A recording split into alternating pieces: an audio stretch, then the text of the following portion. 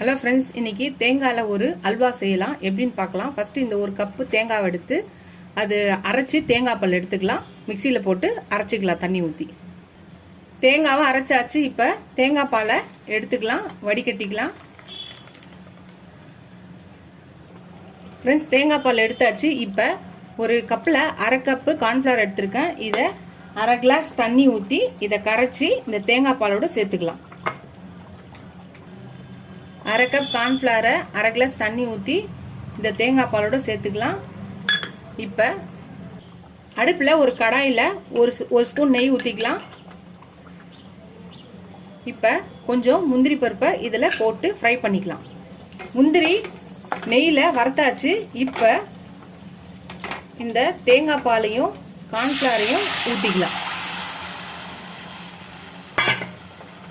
இது ஒரு 5 நிமிஷத்துலேயே திக்காயிடும். பார்க்கலாம். ஃப்ரெண்ட்ஸ், பார்த்தீங்கன்னா நல்லா திக்காகி வந்துடுச்சு.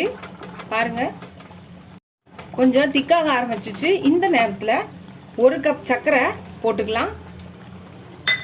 இதையும் கலரிக்கலாம்.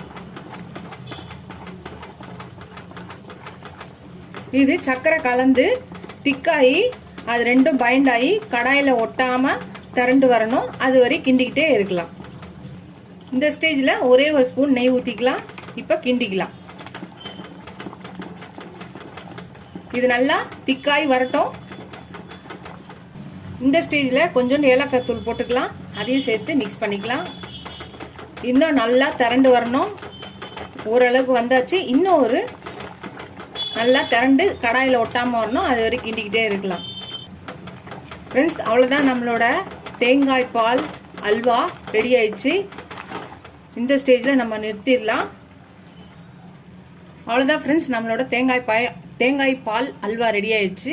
நீங்களும் ட்ரை பண்ணி பாருங்கள். ட்ரை பண்ணி பார்த்துட்டு எப்படி இருக்குன்னு சொல்லுங்கள். டிஃப்ரெண்ட்டாக ஒரு டேஸ்டியான தேங்காய் பாலில் ஒரு அல்வா. இந்த வீடியோ உங்களுக்கு பிடிச்சிச்சுன்னா லைக் பண்ணுங்கள், ஷேர் பண்ணுங்கள், கமெண்ட் பண்ணுங்கள். ஃபஸ்ட் டைம் என் சேனலை பார்க்கணும், சப்ஸ்கிரைப் பண்ணிட்டு பாருங்கள். இதோட இந்த வீடியோ முடியுது. அடுத்த வீடியோவில் அடுத்த ரெசிபியில் பார்க்கலாம். டாட்டா, பை பை ஃப்ரெண்ட்ஸ்.